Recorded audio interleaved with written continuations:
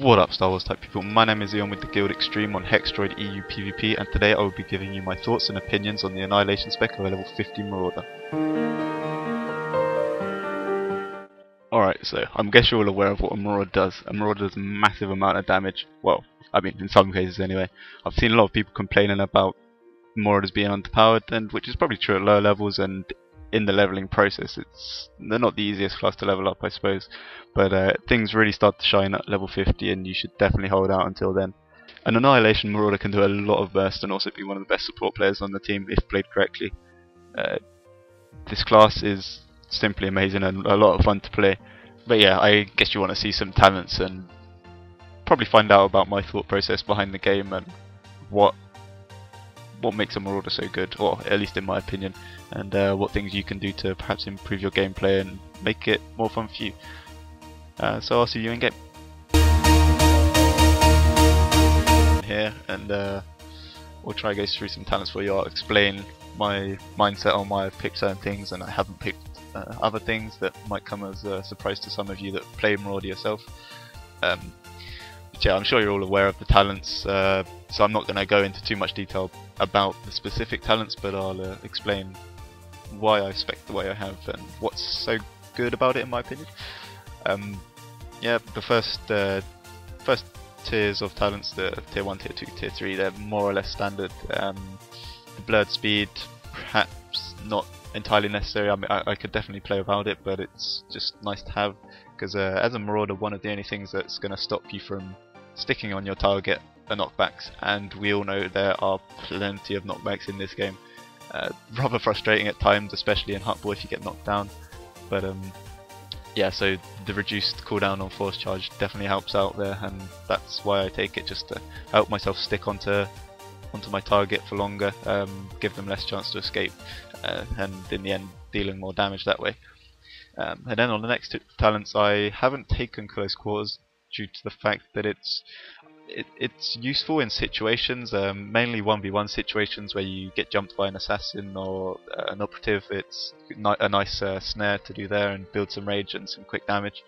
But in BGs, Warzone, sorry, BGs, in Warzones, it's not the most useful unless you are tunneling down a healer that knows how to fake cast, because most of the time they will not think about force charge interrupting, and force charge does actually interrupt a cast. It doesn't have any silence duration, but it's an interrupt nonetheless, and it can definitely help you score kills on healers.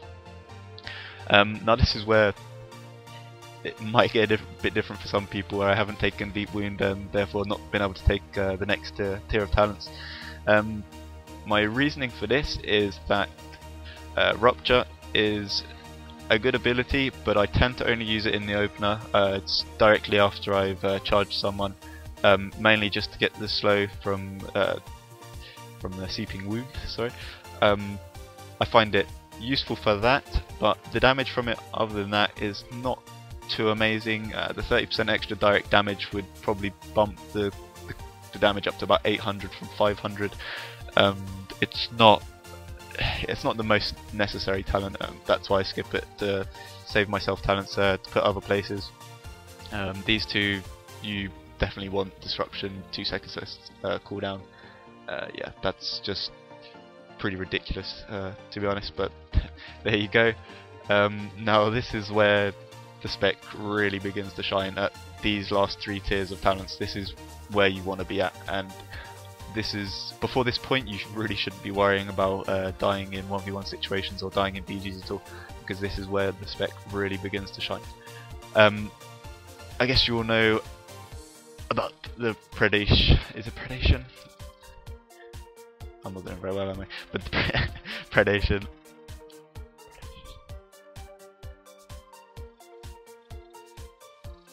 Let's just call it the sprint. I call it the sprint. Yeah, Frosty increases the movement speed of that by an extra 30%, so it bumps it up to 80%. And whereas this says it further increases your movement speed, it actually increases everyone's movement speed by a further 80%. And I guess you know, if you've got a high level Marauder, your sprint ability is group wide in about a 10-yard radius. So yeah, that is what makes this class extremely good in battlegrounds like Hutball. Well, in any battleground really, it just allows you to get the positioning advantage. It just allows you to get where you need to go, and especially because you can pop it while carrying the ball. And at level 50 you get Frenzy, so you can instantly build up 30 stacks of Fury and just pop it whenever you want. You have an on-demand sprint at that point. Not that Fury's too hard to come by as Annihilation anyway. And then you've got the Phantom, that makes you take 100% less damage while Force Camouflage is active. This ability is amazing. I'm sure you've all had people try and knock you back into the fire on Hutball or into the acid goo that does damage. And a lot of people spec into, after they knock you back, you get snared for like 3 seconds or something like that. This ability allows you to just stealth on top of the fire and not take any damage whatsoever. Along with that, it's a great escape mechanism.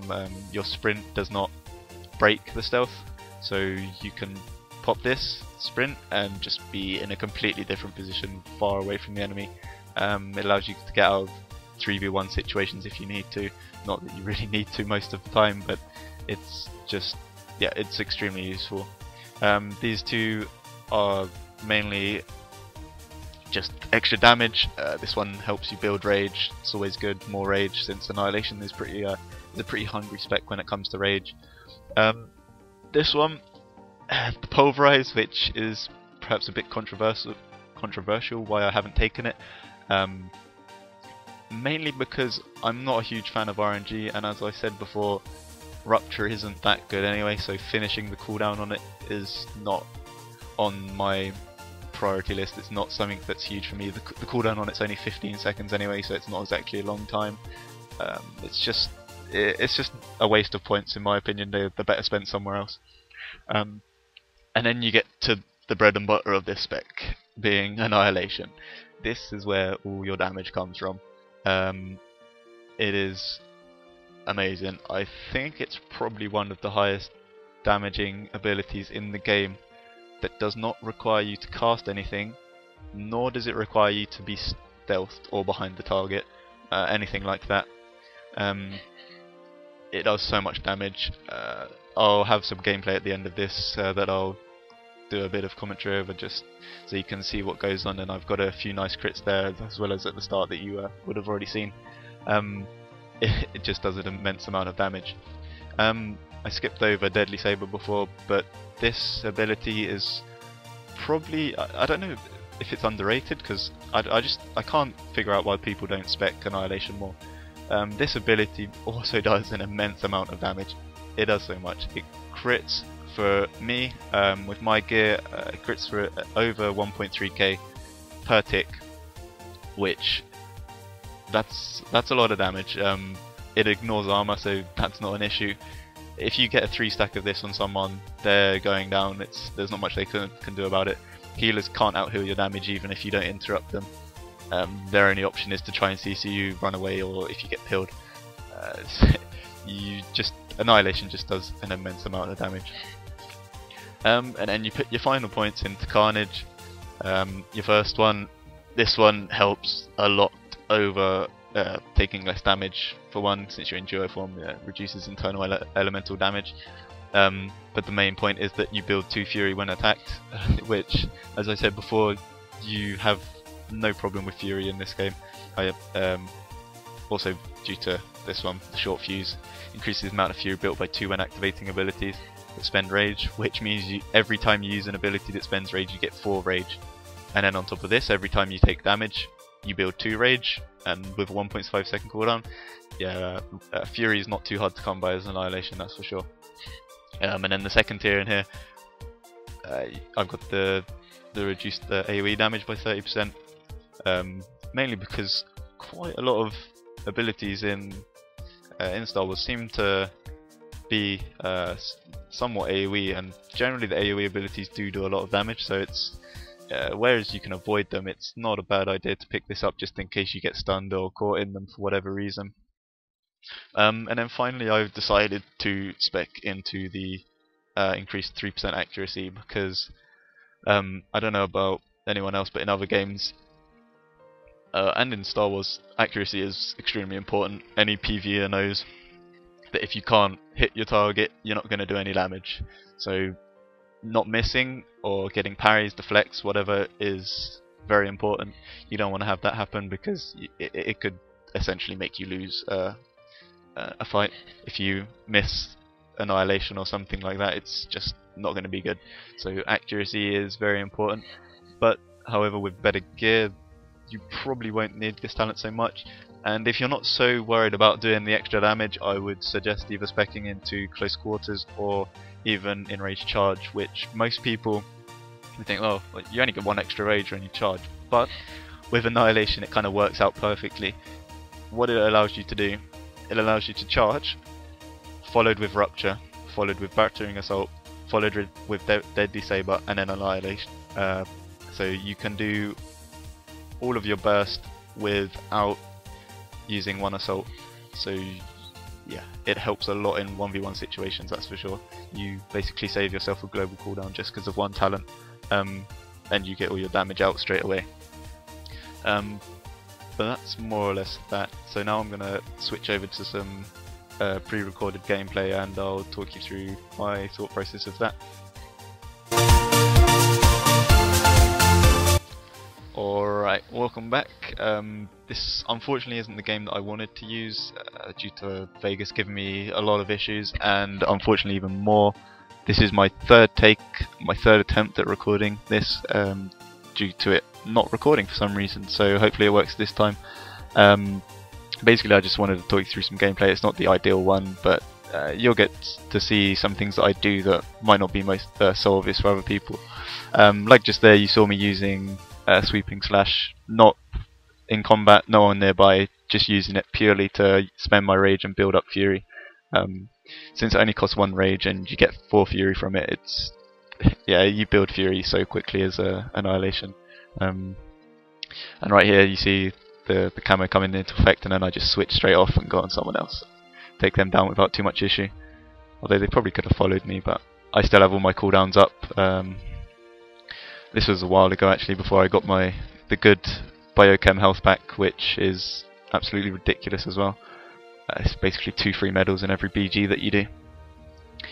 But yeah, you're gonna hopefully see some crits. I don't think I die in this game, but I'm not sure. It's just a extremely random one that I had on my hard drive, and hopefully it works. I'm having quite a few issues finishing this off. I've got almost everything done, and this is just the last hurdle to do, and then I can render it out. What? I can't see. Yeah, I do have. Yeah, I think this was last week. I'm not sure. I'm missing a bit of gear. I've only got one purple lightsaber there. You can see.